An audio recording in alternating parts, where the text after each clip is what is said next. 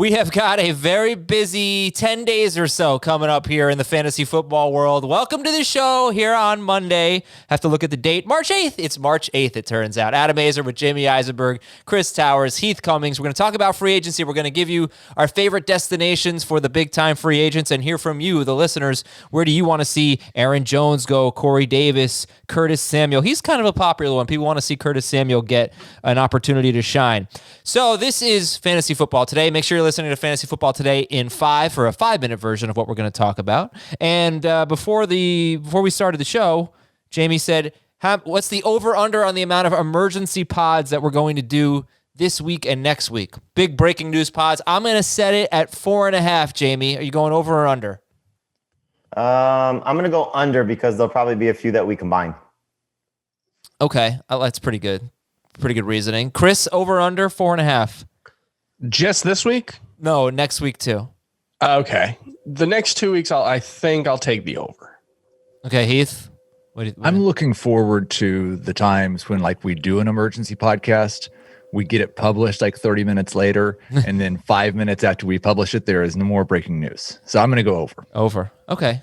Yeah, I think it's going to be exactly 4.5. I don't know how that's going to work out, but hit right on the money. Well, he set it up for you. The half will be the one that we don't do, the one that we don't run. Or see, the breaking news right after one we already did? No. You'll do one, and then you'll say we can't use that. We won't publish it. Right. Okay. All right, good. So 4.5. That works out perfectly. Email us, by the way, fantasyfootball@cbsi.com. So I asked the listeners, I want to see blank go to blank or something like that. Or I want blank to go to blank. I thought I would get some colorful answers. Not really. People stuck to the football rules. I want Dak to go to Denver, Curtis Samuel to the Packers. We'll get to those in just a moment. Tell me your favorite free agent and NFL team combination. Heath, why don't I start with you? Your favorite player team combination? I guess it would be, I don't even know, how reasonable do we have to be? Nah, it's March. You can do whatever you want. Have fun with it. Kenny Golladay to the Texans, which makes Deshaun Watson happy, and they stay together with Kenny Golladay and Deshaun Watson. Okay, that's cute. And Is Will Fuller there too? Yeah, does Fuller come back? No. Kenny Golladay is taking Will Fuller's job. Okay. Chris, your favorite combination?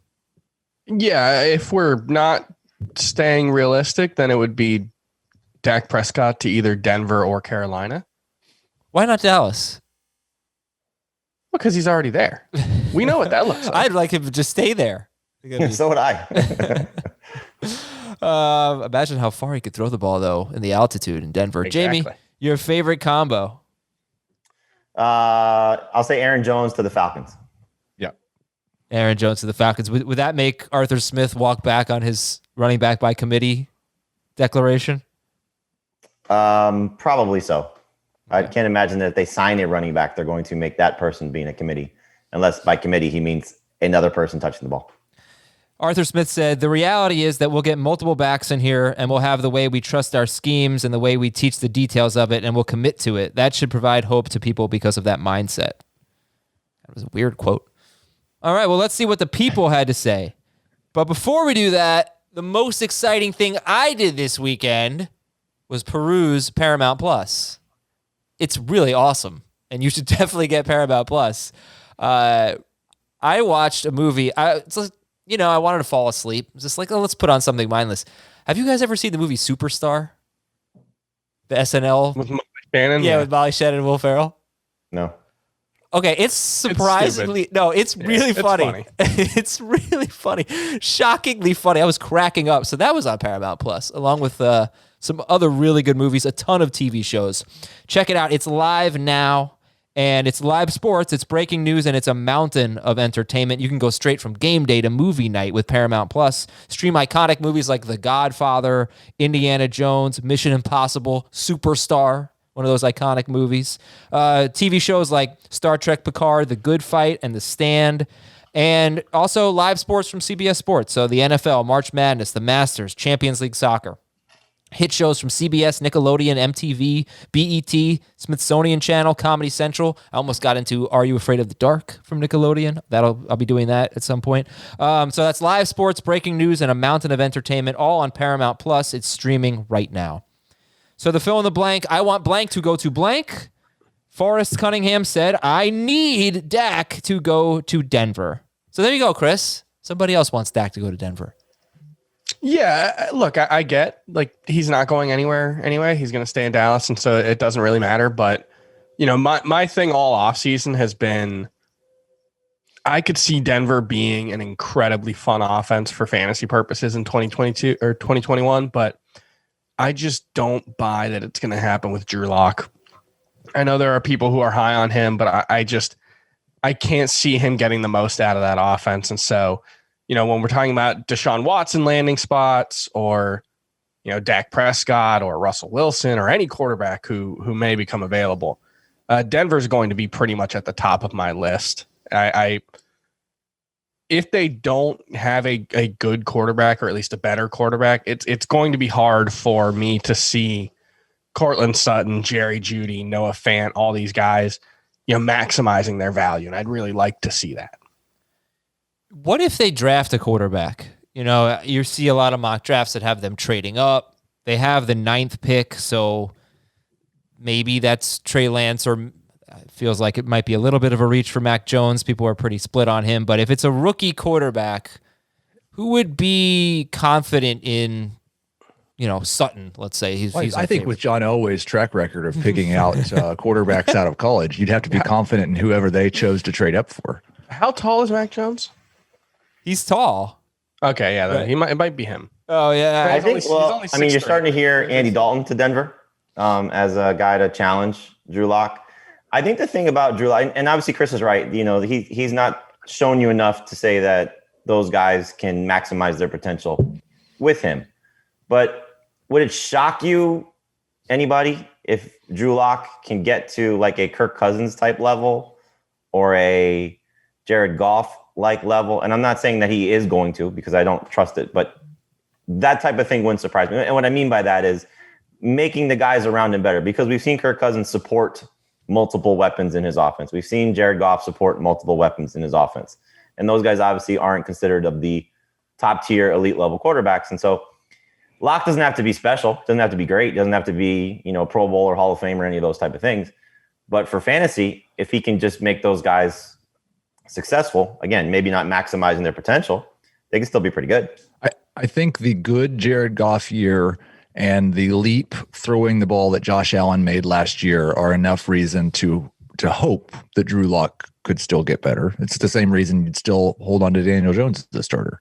Yeah. Well, it's like we saw from Drew Lock in that stretch last year, and we know it wasn't sustainable because a lot of it was those fourth quarter, third quarter, rallies where, he was having to throw a lot, and we saw what those guys could potentially be. Tim Patrick had that great stretch. Noah Fant played well. Jerry Jeudy, what he was dropping the ball. So, it'd be nice to see. And especially, I think if you add the other piece in a healthy Cortland Sutton, you can't sway coverage to those guys because it's impossible.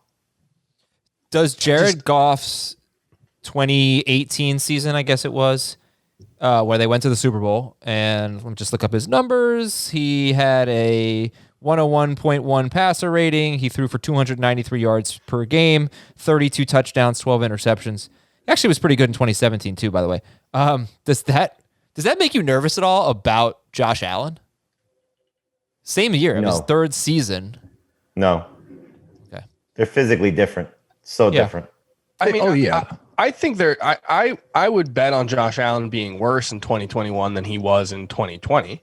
I think there will be regression coming. And I think it's probably. But regression how? Regression statistically or regression as play? Probably a bit of both, certainly statistically. See, that I could buy into just because I think they'll run the ball better, because I don't think they can do what they did and be successful. They got to find a run game to support their passing game. So statistically, I think he comes down. But in his play, I mean, the nice thing that Buffalo has done is the building of Josh Allen. And the report today, like from Chris Mortensen, about trying to build around, the Eagles want to build around Jalen Hurts. Like, that's the way you have to go about building your offense. Like, they started with the offensive line. They bring in John Brown. They bring in Stephon Diggs. It's been a 3-year process to make this guy better. And, just talking to Stephon Diggs at the Super Bowl, he said, I think they felt like I was their missing piece, and it was refreshing to hear somebody say that about himself. He's like, I think Josh Allen needed me. to come in and make him the quarterback that he was. It'll be interesting to see what they do to enhance it this offseason as well. So I don't know if he regressed as a player, but I do think he's going to regress statistically. Yeah. Well, they also have talked about how they need to upgrade at tight end. So maybe that's the next step in that development. Okay, next fill in the blank. Rob says he wants to see Curtis Samuel on the Packers. Curtis Samuel to the Packers. Let me just tell you, Davante Adams had a 32.3% target share last year. In the last 3 seasons, it's been 28.2%, 26.5%, and 32.3%. So big jump in 2020. That's for Davante Adams. And those are based on just the games he played. He missed some time in each season, 2 of the 3. So anyway, do you want to see another good wide receiver go to the Packers? Because it has just been a one-man show for the last 3 years with Adams. I think that's why Curtis Samuel would fit well there. Well, but he's never earned a 20% target share. He can go really good. Really good the last 8 games of the year. I don't know if he was so much better than Robbie Anderson the last 8 games of the year. And I know it's just 8 games, I know, but he came on strong. The one thing I would say is, given the flexibility of Curtis Samuel's skill set and the different ways that you can use him, he's not just a traditional wide receiver. He can make plays down the field, but he can also make plays out of the backfield. We expect Green Bay to lose at least one of Jamal Williams and Aaron Jones, if not both. And, those guys had 98 targets last season. So it is possible that they could acquire someone like Curtis Samuel and use him in a way that doesn't necessarily take away from Davante Adams. Adams, you probably take the under on a 30% target share next year either way, just because it's really hard to sustain a 32% target share. But, someone like Curtis Samuel, who you can get him the ball in a lot of different ways without having to force targets towards him. I think that could be a sort of an ideal addition for the Packers in terms of making the offense better without necessarily taking away from Davante. Okay, so I cut you off. That's fine.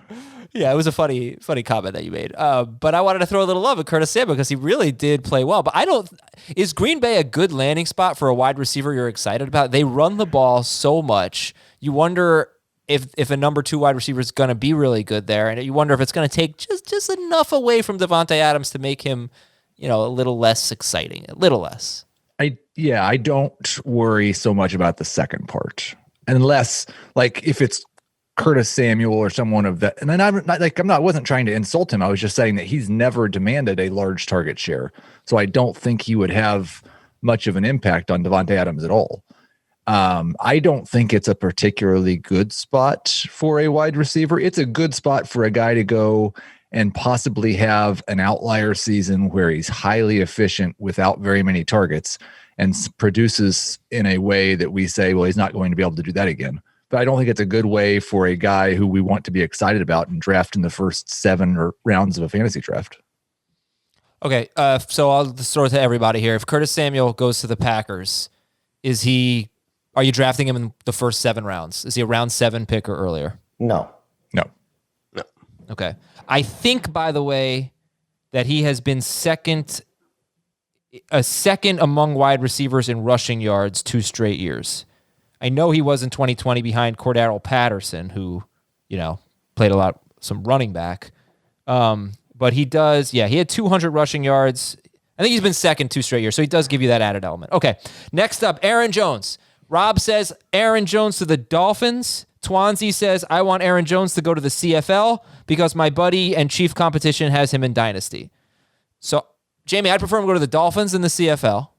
But that is the hot, not necessarily a rumor. There was a little bit of a rumor that, their mutual interest there. But people want to see that, Aaron Jones to the Dolphins.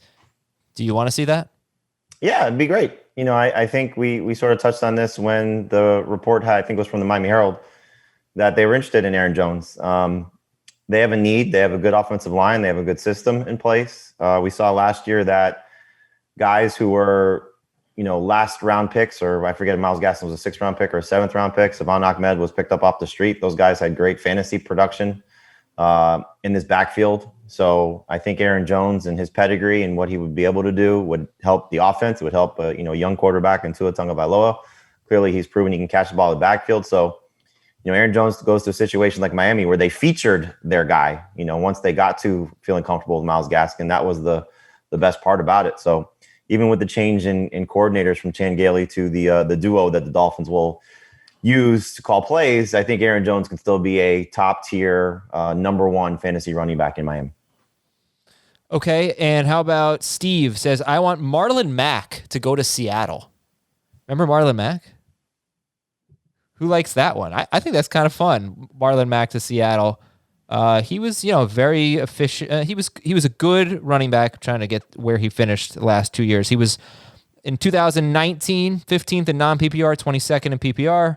And in 2018, per game, he was 12th in non-PPR, 19th in PPR. Didn't catch a lot of passes, but I don't know. I feel like Marlon Mack could fill the Chris Carson role. What do you guys think?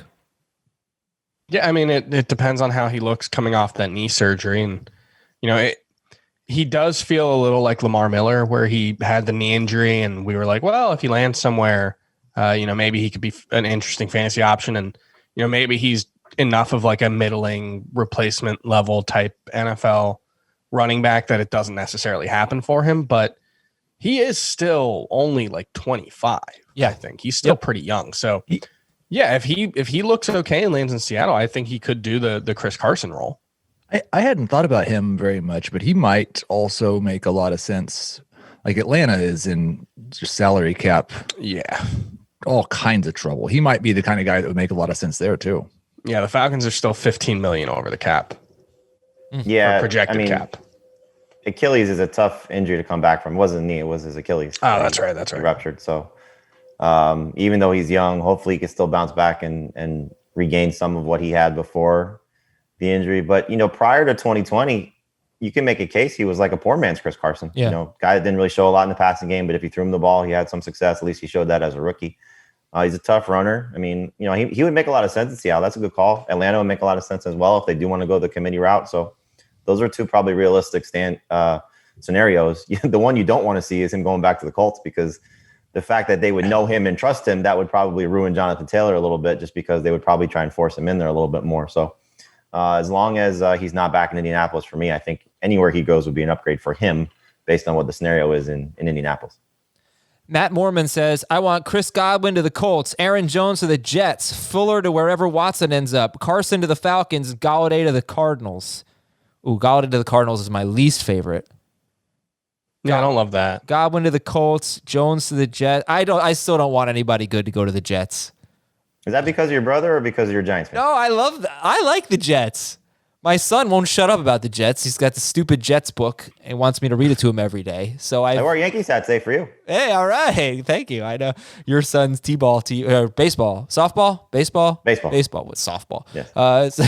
Baseball team is the Yankees. That's good. No, I like the Jets. They were the worst offense in football last year. I know they're going to get better. Throw it out. You don't have to completely. You don't have to completely throw it out. I'm just saying they have a long way to go from the worst in football to a destination I'm excited at. You know what would make them better, Adam? Good players. Good players. Well, a good quarterback. You know what I mean? Again, there's a pretty neat, defined track record of players that leave Adam Gase and actually show that they can play football. I know. I just don't know that 2021 it's going to be there. I feel like maybe 2022. Well, you don't have to win the Super Bowl for us. Yeah. Right, like if they're the 23rd best offense in the NFL, which feels a little high, Aaron Jones could still be a very good fantasy running back. Yes. Aaron Jones has never even averaged 15 carries per game. Do you think he goes to a place where he gets that kind of work? I think Miami would probably force that. I think the Jets would probably force that. It's a lot of carries. I mean, it's not to be taken lightly, 15 carries a game, but he's not a workhorse. The Jets make so much sense, though, because there's a need and obviously the LaFleur connection, so you can see that happening if they want to pay for a running back, but they also just got burned the last time they paid for a running back in a really, really bad way. Granted, it's a much different scenario. They're not going to pay that much, but Le'Veon Bell, hurt their franchise in a big way. Also, he's averaged basically 18 touches per game each of the past 2 years. 17.8 and 17.9. That's plenty. That's good. Jack Foster wants Deshaun Watson to go to the 49ers.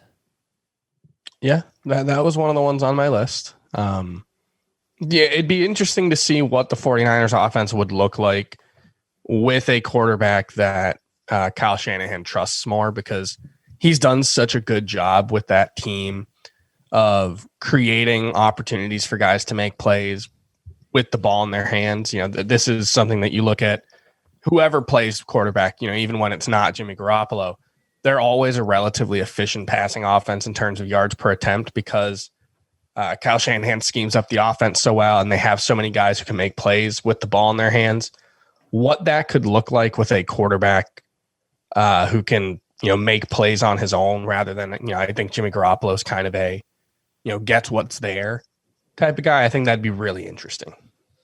They may have a top 5 receiving core by the end of the season if everybody plays to their upside. Now, granted, the tight end is there, but if Ayuk and Deebo Samuel can take big leaps, obviously, but when you have a guy like Kittle, that gives you a nice head start. So if the quarterback situation does get improved, whether it's Watson, which is the ideal situation, or they're in the Sam Darnold market, I think Peter King reported that today, or at least he suggested it, that's a team that you could see Sam Darnold ending up with. But the 49ers are going to be an interesting team for sure. But Deshaun Watson, I think, still remains a top 5 fantasy quarterback in that situation. You know what I was thinking before the show? I wanted to do a little research on this. How many times do we see not in the ringer? Shut up. How many times do we see a team have 3 fantasy relevant? Fantasy relevance kind of a weak term. Starting caliber? Yeah. I don't want to say must start, but somewhere in between must start and fantasy relevant. 3 receivers, whether wide receivers or tight end, and one of them would have to be a tight end, you think, on the same team. Do you have to start them, or do they have to perform as starters? I would say perform as starters. Julius Thomas, 2013 and 2014 Broncos were the first ones that came to mind. I'm just looking at it now. It's Demaryius Thomas, Eric Decker, and Julius Thomas 1 year, Demaryius Thomas, Emmanuel Sanders, and Julius Thomas the next year. But you're talking about, you got to have a really special offense, I think. Did the Panthers count last year? Yeah, the Panthers were close. The Steelers were there last year. The Bucs at the end of the season with Antonio Brown, when he was playing well, I think people were starting those 3 guys. Yep. Dallas. They were Brown. I don't know if Brown was quite good enough, for those. Well, if you're talking about, let's say, like above 50% started in most leagues, like I don't know how you want to qualify this, but I think we got to a point with those 3 guys because Evans and Godwin were in almost everybody's lineups. And then you can go 2 years ago. I don't remember the health situation of Kupp and Woods, but when Higbee was on his tear, right? But Kupp wasn't really doing much when Higbee went crazy. He was catching touchdowns. Saying, but I still think people were starting him. I know, but I'm saying perform. He was scoring touchdowns. Perform like starters. And so for Antonio Brown, you got to kind of take away Week 17 because Mike Evans got hurt in that game, and Brown and Godwin. So Brown got hurt in Week 16, didn't he? Did he get hurt? I don't know. He still had a touchdown in that game. That was the Detroit game. They played half a game. Remember, they kicked the crap out of Detroit that game. Mm-hmm. That is one of my concerns with San Francisco. But the point is, just to wrap it up, you're talking about either a ton of passing yards, or for Pittsburgh, right? We talked about Claypool, Juju, Deontay Johnson. They led the NFL in pass attempts by a bunch. Yeah. So San Francisco is not really going to do that. I think that the thing about Kyle Shanahan and John Lynch is if they make this move, it's not to just be ground and pound and play defense. They're not making this move to put handcuffs on Deshaun Watson. They're making this move to let him be who he is to some capacity. But yeah, and I think, Adam, like to your point, I think if George Kittle plays 16 games this year, it's not likely that both Brandon Ayuk and Deebo Samuel will perform as starters. I agree with that. Right. Yeah, and Jamie, my point was less about Watson, more, I guess, about having all Deebo. 3 of those. Right. But I think just in terms of the offensive philosophy, I think anybody that's going to go get Russell Wilson or go get Deshaun Watson or make a franchise-altering deal is not doing it to, fit him into their system. It's going to have to be like what the Bucs did, where you're going to make Tom Brady feel comfortable and allow him to be him while also doing what you do as a coach and coordinator. Yeah, and good news for Watson, no matter where he ends up, here's where Houston has ranked in pass attempts per game last 4 seasons. 23rd, 27th, 20th, and 23rd. They've never been higher than 20th with Watson. and he's been a top 6 or 7 quarterback every year per game. That's partially because he gets sacked so much, and partially because he runs so much too. Yeah, but he doesn't have to throw the ball. They haven't run a lot of plays really with him. They have been. Well, let me see where they ranked in plays per game. It's 12th, 7th, 17th, and 32nd. Last year they were last in the NFL in plays. All right, last one from the listeners. Can you imagine going from Bill O'Brien to Kyle Shanahan and just what that would be like? Pete Farmer, I want Allen Robinson to go to the Giants. What does everybody have against Allen Robinson? Well, don't you want a wide receiver who's proven that he could be good with bad quarterback play? Where would Daniel Jones rank on the all-time quarterbacks Allen Robinson has caught footballs from? Boy. First. He's still worse than Blake Bortles at this point. No, he's not. Yeah, for sure.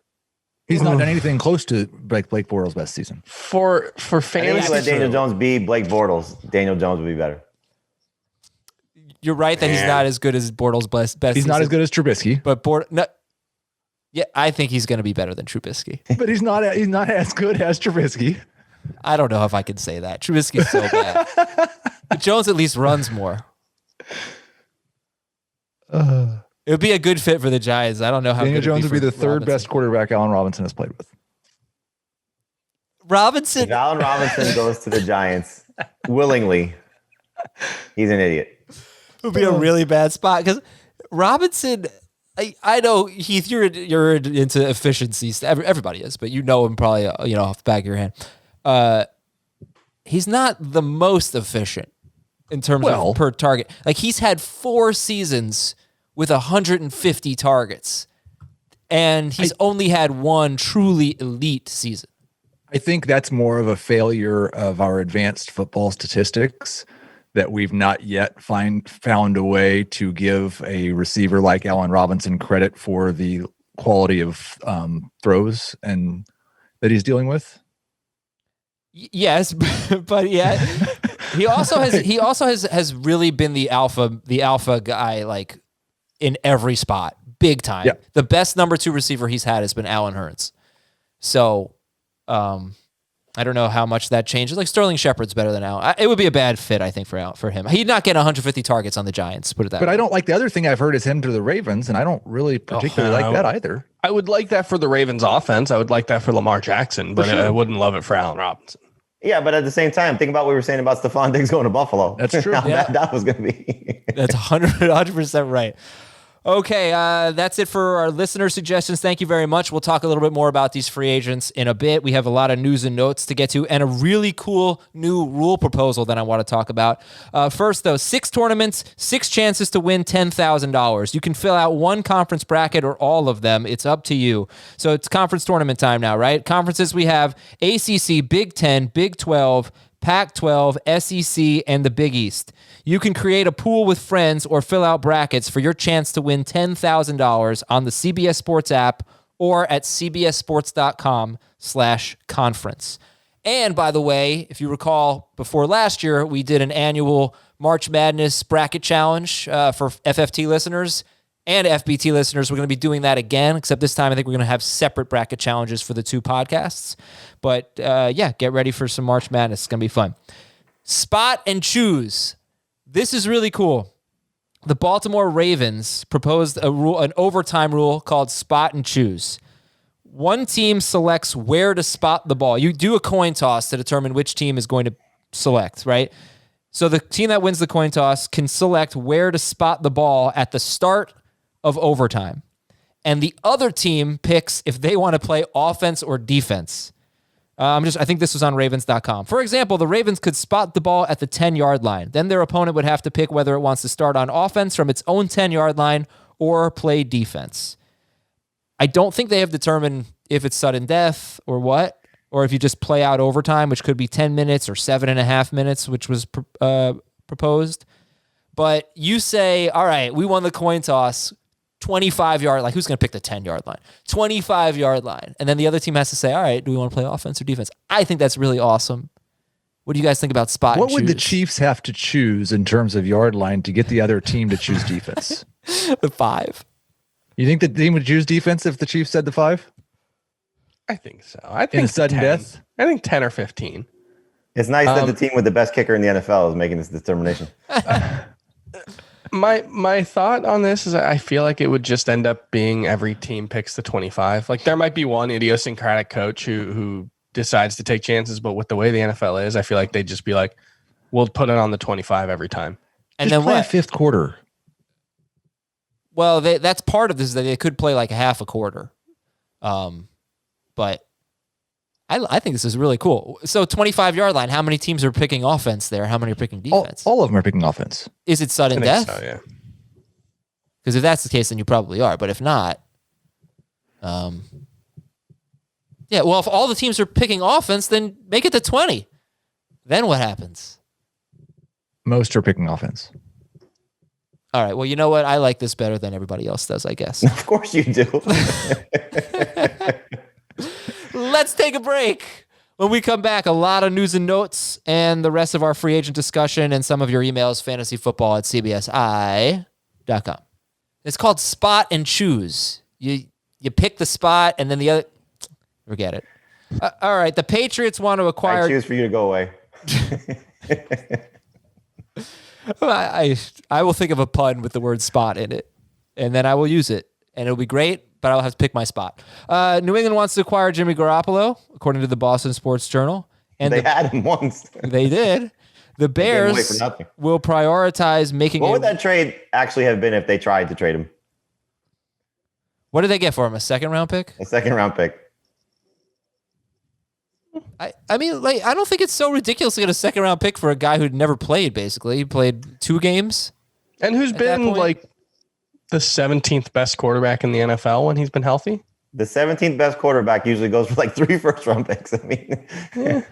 By the way, if Dak Prescott gets franchise tagged, wouldn't you give up 2 first-round picks for Dak Prescott? If you had... some teams, I think, would.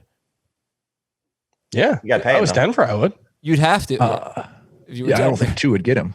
Well, that's what you have to give up if he's franchised, right? I mean, I think... Yeah, I don't think that's changed. I'll check. Yeah, I think you have to give up 2 first-round picks if he's franchised. Anyway, the Bears are making a run at Russell Wilson. The Chicago Tribune says that's a priority for them. The Bears have not had but Peter King says no. That is not happening? He said it's a pipe dream. Why? I mean, that was one of the teams that was listed by Russell Wilson. Yes, but according to Peter King, it would be a pipe dream for the Bears to acquire Russell Wilson from Seattle. Didn't you have drinks with Peter King or something, Heath?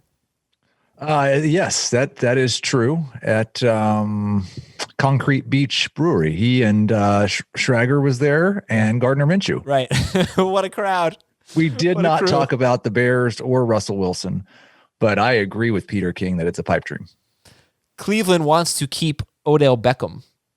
I have some stats on Rashard Higgins that I will be giving out tomorrow and getting analysis from the guys on that stat. Well said. Good sentence. Von Miller will not face charges for some mystery crime, and Denver placed the franchise tag on Justin Simmons, their safety. Very, very good safety.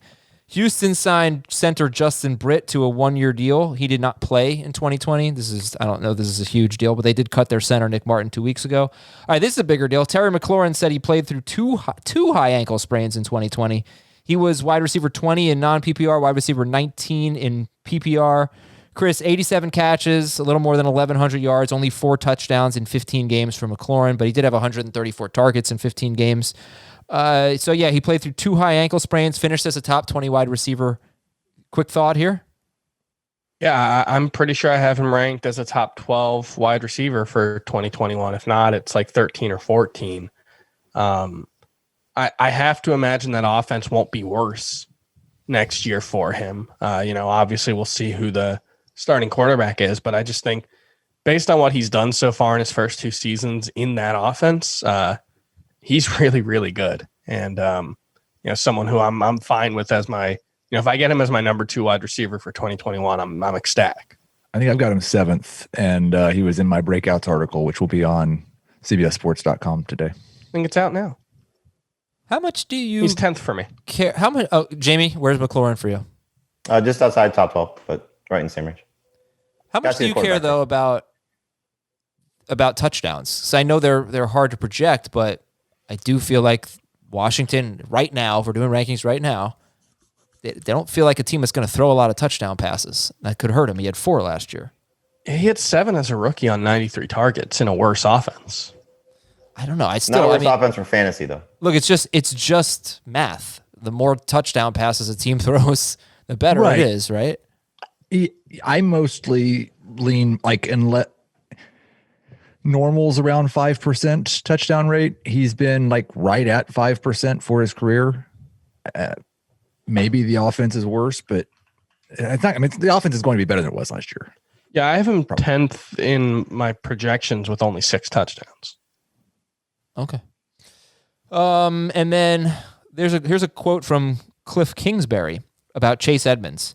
As far as Chase goes, you've seen when he's had his opportunity, he's played at a starting running back level. We all understand that he's unfortunately been nicked up a couple times, which we want to keep him on the field, but we all have the confidence in the world in Chase and him being able to be the bell cow if that's how this plays out. Jamie, Chase Edmonds bell cow? Question mark?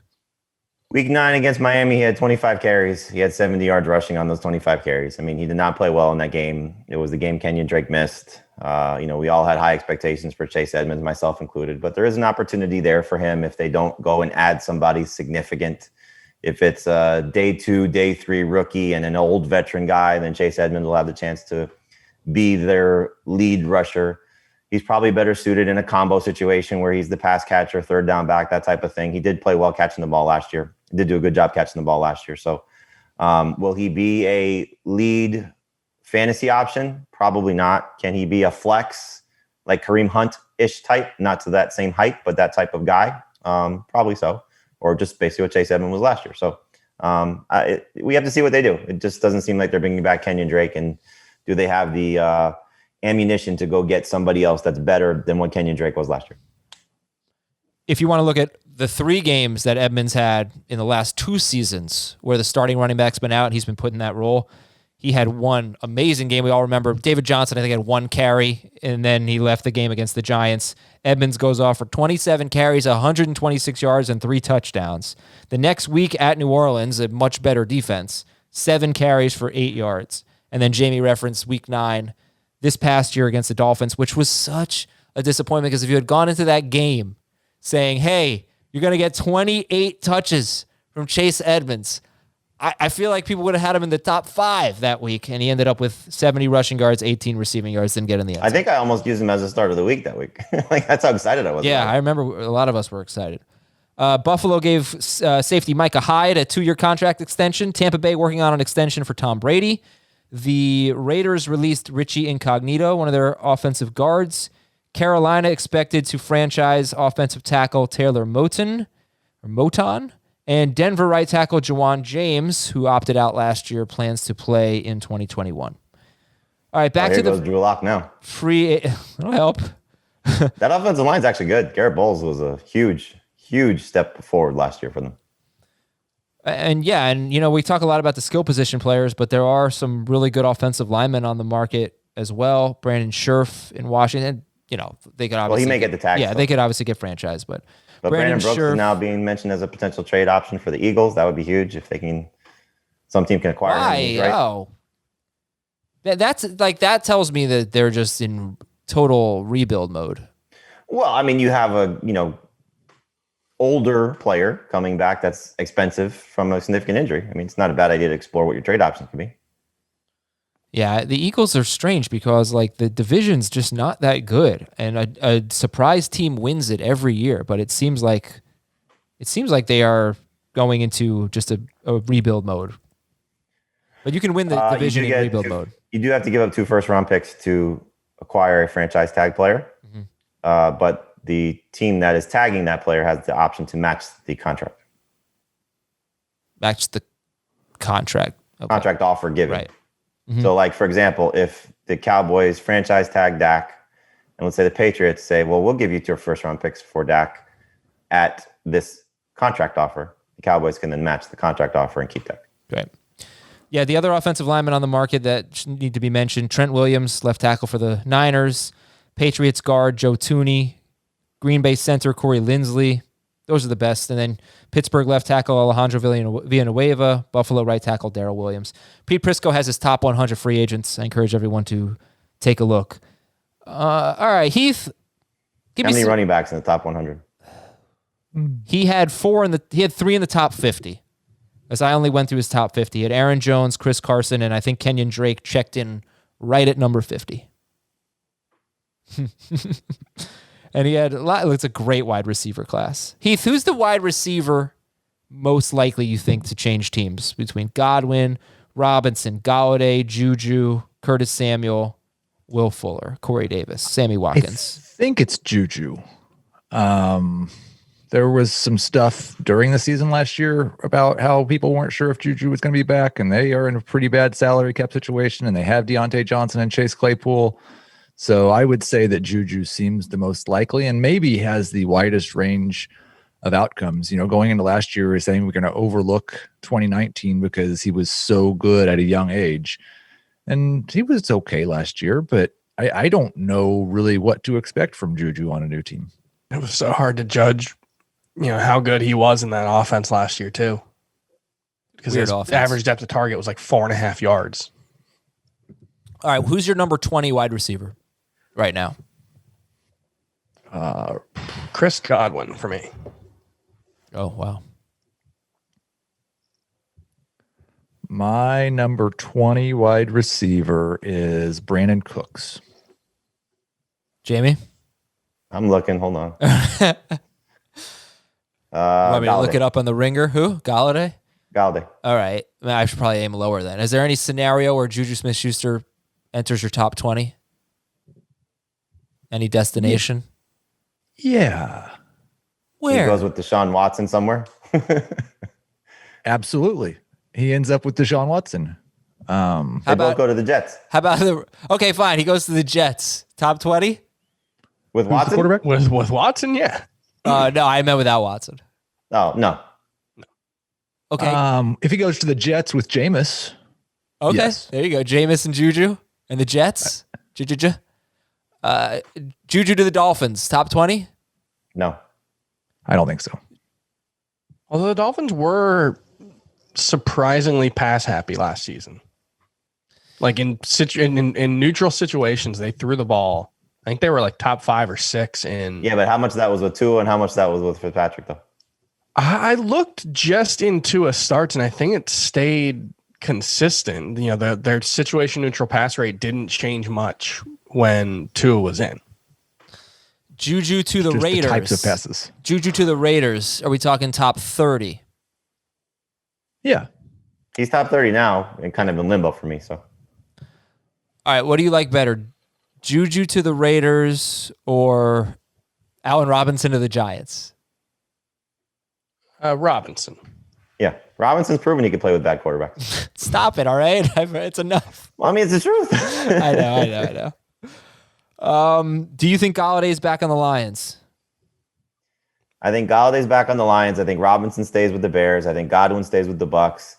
I think he said it best. Juju's probably gonna be the one that's set free in terms of trying to find a new team. Although he's saying all the right things about trying to stay in Pittsburgh. But you could be looking at Juju and Corey Davis as the 2 top guys available if you want to throw Curtis Samuel in that conversation also. So those are probably the top 3 of the options to be set free. Remember, as good as this free agency class looks, aside from the franchise tag, this draft class is loaded. And as the rookies have shown you over the last couple of seasons, you don't have to get a guy at the top of the draft to have a great wide receiver. With Chase Claypool, what he's done, with what Terry McLaurin has done, you don't have to be a first round pick to be forget Chase Claypool, but what just guys like McLaurin and such have done. Okay. How about running? Do you want to talk about more wide receivers? Let me ask you about Chris Godwin. Follow up on Chris Godwin. He had an 18% target share last year. So the Buccaneers had 2 wide receivers who were top 13 in non-PPR and top 16 in PPR on a per-game basis. And the only player who finished in the top 16 in PPR per game and was on pace or actually had fewer targets than Godwin and Evans, or I guess was on pace for, was Will Fuller. and he was on pace for the same amount as Evans, I think. So that's kind of interesting, like really low target share for Godwin and Evans. And I don't know the splits with and without Antonio Brown because Godwin played 4 games without Brown. He was on pace for 116 targets. He played 7 games with Brown and Evans, didn't include week 17, and he was on pace for 110 targets. So basically the same. Anyway, my question is, do you want to see Chris Godwin back with the Bucs, or do you think there's an opportunity for even more if he's featured somewhere else? He doesn't have to be with Mike Evans. For him, for him and Evans, my preference would be for Chris Godwin to go somewhere else. It's possible that offense, changes enough in 2021 that Mike Evans can maximize his value while being, a relatively low target volume guy. But my assumption is that it's going to be relatively the same. And I don't think either Evans or Godwin can realistically be a top 12 wide receiver in this offense with both of them staying healthy. I know Evans was close if he didn't finish as a top 12 wide receiver, but I don't see him scoring 14 touchdowns again or 13 touchdowns again. Okay, let's go to running back now. Like I mentioned, for Pete Prisco, Kenyon Drake is the number 50 free agent available. And is there a scenario, Jamie, where you'd be excited about Kenyon Drake? Do you think he still has fantasy starter work left in him? Yes. Atlanta, the Jets, Miami, again. Seattle, if he's a Chris Carson replacement. I mean, any of these job openings that, you can see a path to featured work. Does he get that? Probably not, but those would be the scenarios or the destinations that have the most likely chance for that to happen. Maybe Pittsburgh, if they want to, bring him in to leap over guys like Benny Snell and Anthony McFarland. So it's all going to be about opportunity and situation for him. I would hate to see him end up as a guy, as much so for the place that he'd be going, but like as an Aaron Jones replacement, for example. Do the Packers want a veteran to sort of help A.J. Dillon in that regard, if they let both guys go, of Aaron Jones and Jamal Williams, that type of situation as well. So we'll see. I don't think you should rule it out. Obviously, he wasn't great last year with the Cardinals, but the previous year he was amazing for the Cardinals, so was it Arizona or was it him? His splits last year were really interesting. He ran the ball, fine. He was averaging 4.5 yards per carry in his first 8 games of the season. And in his last 7, only 3.3 yards per carry. But 6 of those 7 games came after he missed that. What did he miss the game for? The Miami that we just talked about with Chase Edmonds. It was an ankle? I want to say it might have been a concussion, but I'll check. Okay, yeah, that'd be key to know. I didn't know if maybe he was playing hurt. But also, remember, Kyler Murray kept stealing all of his touchdowns. And Drake, in his first 8 games, had 4 rushing touchdowns. In his last 7 games, he had 6. And he was just getting in the end zone a lot more. He was on pace for 14 touchdowns. And he was a top 10 running back, or he's top 12 running back per game in those 7 games. All right. So, Heath, any other free agents that you want to talk about? Jameis, Curtis Samuel, Will Fuller, Hunter Henry, Jonnu. There are some spots available for tight ends. Like if Henry goes back to the Chargers, obviously that'd be great for him. If he could end up in Indianapolis, that'd be maybe even better. So there's some spots where tight ends could be interesting depending on what happens with Zach Ertz and if he gets cut this week and becomes a free agent as well.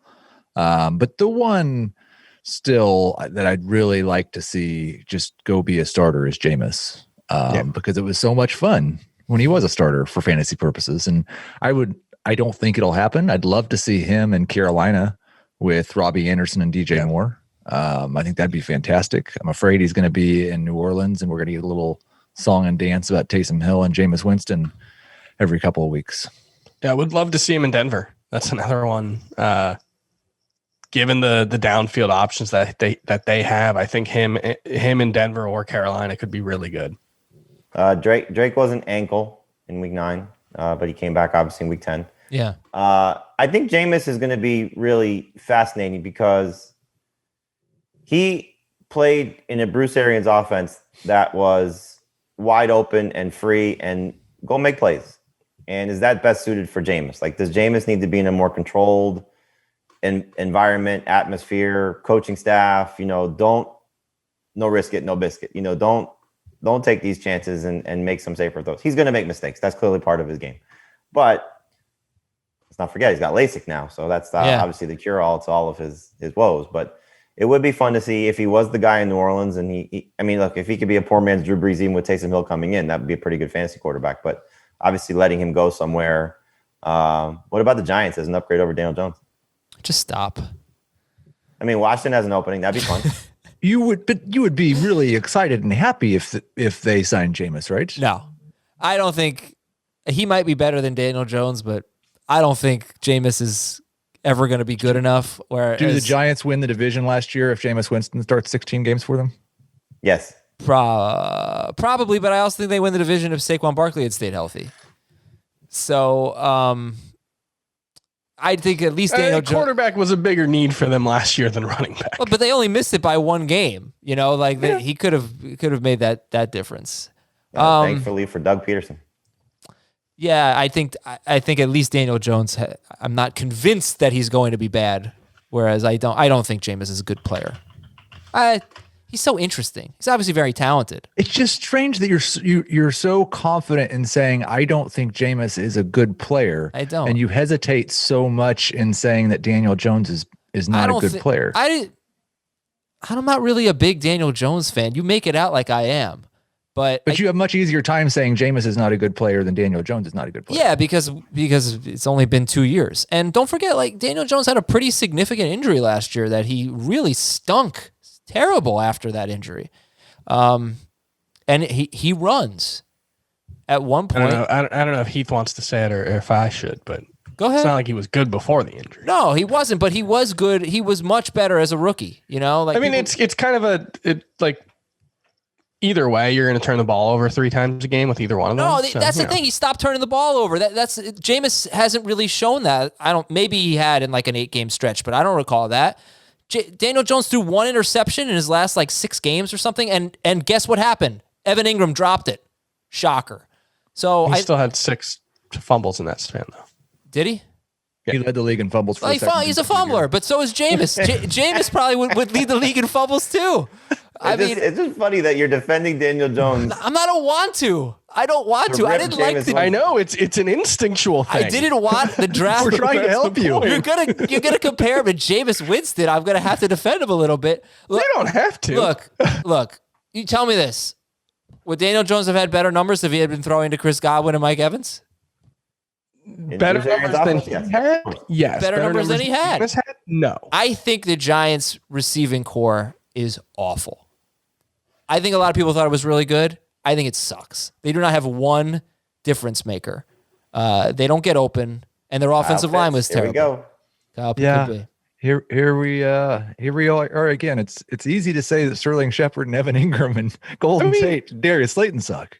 Evan Ingram, he was a difference maker last year, just not for the Giants. Right. He dropped 3 or 4 balls that became interceptions. And one that cost them a win. And one that against the Eagles, that horrible drop. And that was one of the best throws of Daniel Jones' career, by the way. I wouldn't want Jameis Winston to the Giants either. Yeah, thank you. As someone who wants to see Jameis Winston be a fantasy relevant quarterback. Okay, well, thank you for suckering me into that. Fantasy football at CBSI.com. I'm sorry, what? Let's go, Gettleman. Make it happen. Matt in DC says, Dear Theodore, Abraham, George, and Thomas, those are chipmunks, thanks so much for doing the off-season show. We need more fantasy cops. Okay, I could always do that. Okay, I have to keep 3 players for next year. By the way, I know those aren't chipmunks. It was a joke because of Theodore. I thought it was a good joke. Thank you. $200 total salary cap. People hear me backing up Daniel Jones. They might not realize that I know presidents. I plan on keeping the following players in a $200 salary cap league: James Robinson for 3, J.K. Dobbins for $10, Mark Andrews for $1. The catch is that the low cost of many keepers often drives up the value of the top running backs to $70+ once they return to the draft. Are any of these others significantly better options or at least merit strong consideration? Robert Woods for $22, Calvin Ridley for $22, Terry McLaurin for $22, Shenault for $1, and Deshaun Watson for $13. It is a 10-team half PPR league. What are the first options you said? Robinson, who else? Well, he's keeping Robinson for 3, Dobbins for 10, and Andrews for 1. So I mean, Calvin Ridley for 22 kind of stands out to me, guys. I don't know. Yeah, Ridley? that's the one for me. Ridley for 22 versus Dobbins for 10. It also depends on when you have to make the decision, because if Jacksonville does bring in another running back, even for $3, James Robinson, if they make a significant investment, that could be the one you let go. But for now, I think Dobbins at 10 versus Ridley at 22 is the one that I would consider. Okay. Yeah, I would keep Dobbins at that cost. For sure, especially in half PPR. Next email is from John. Hey, Norbert, Daggert, and Stump. Presidents? I would be surprised if anybody knew this one. I have no idea. Nope. Angry Beavers. Oh, those are like Nickelodeon chipmunks. Cartoon. Just from yeah. Yeah. Okay. Entering the second year of our Superflex Dynasty League. Last year I blew it up a little, and I have pick 1.3 in this year's rookie draft, but I can't figure out what to do. I have Stafford, Barkley, big hole at running back, Allen Robinson, Calvin Ridley, Kittle, DJ Moore, CeeDee Lamb, big hole at Superflex. So he's got the third pick in the rookie draft, and he needs a running back and a Superflex. What would you do? Does he only have the third pick? Sorry. I have the chance to trade 1.3, 3.1, and my 2022 first for the first overall pick and get Trevor Lawrence. Would you give up all of that to move up 2 spots or just stay at 1.3?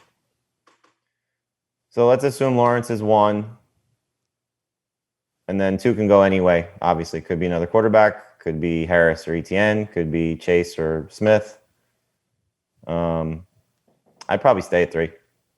That's what I would do. Should we be putting Jalen Waddle, by the way, in this group as well? Because absolutely, I'm seeing people having him as the number 1 wide receiver. Yeah, I apologize for not putting him there. Yes, he should be there. But I do think you're going running back or quarterback here. Yeah. Yeah.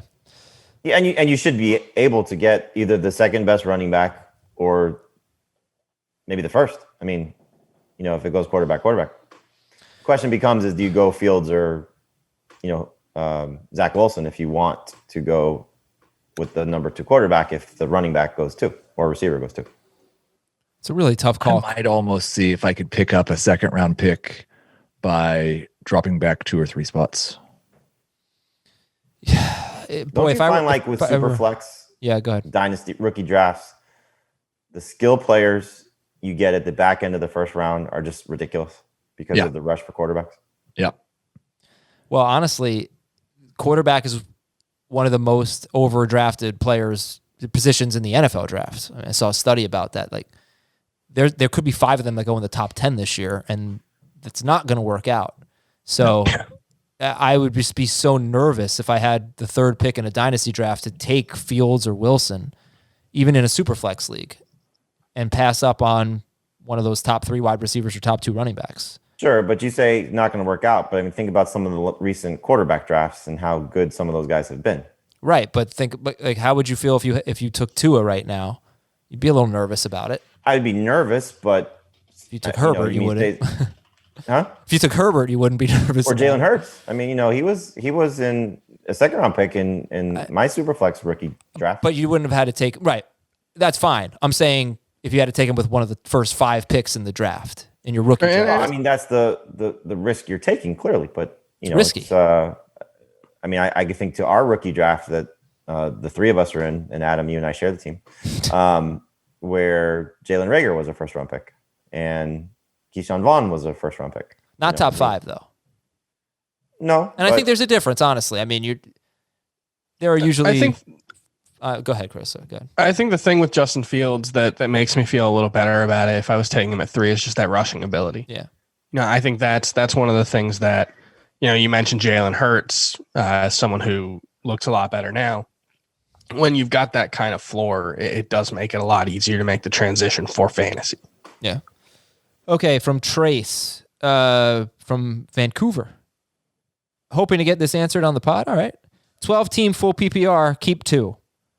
Jonathan Taylor, Aaron Jones, George Kittle, Chris Godwin, Allen Robinson, James Robinson. It does not appear that there are any values attached to it, so it's just pick 2. Jonathan Taylor, Aaron Jones, George Kittle, Chris Godwin, Allen Robinson, James Robinson. It's obviously pick 1. Yeah, Taylor and. Right now it's Robinson for me, but that could change. Oh, Chris, there are 2 Robinsons. James Robinson, excuse me. Okay. Yeah, I mean, if Aaron Jones gets one of these premier jobs, that's the easy choice for me at number 2. Yeah, I think that they're hopefully you're not making any keeper decisions in the next month. That would be a wild way to do it. But it's going to depend on what Jacksonville does and who Aaron Jones signs with. But I think it'll be one of those 2. It's not Kittle, huh? It could be Kittle if Jacksonville does bring someone in, and if Jones goes back to Green Bay and Jacksonville brings someone in, I think I would go Kittle. Yeah, I would still keep Jones over Kittle if he's in Green Bay, but if he goes to, and if he has a money grab situation where he's going to be sharing with somebody, then it probably would be Kittle over Jones.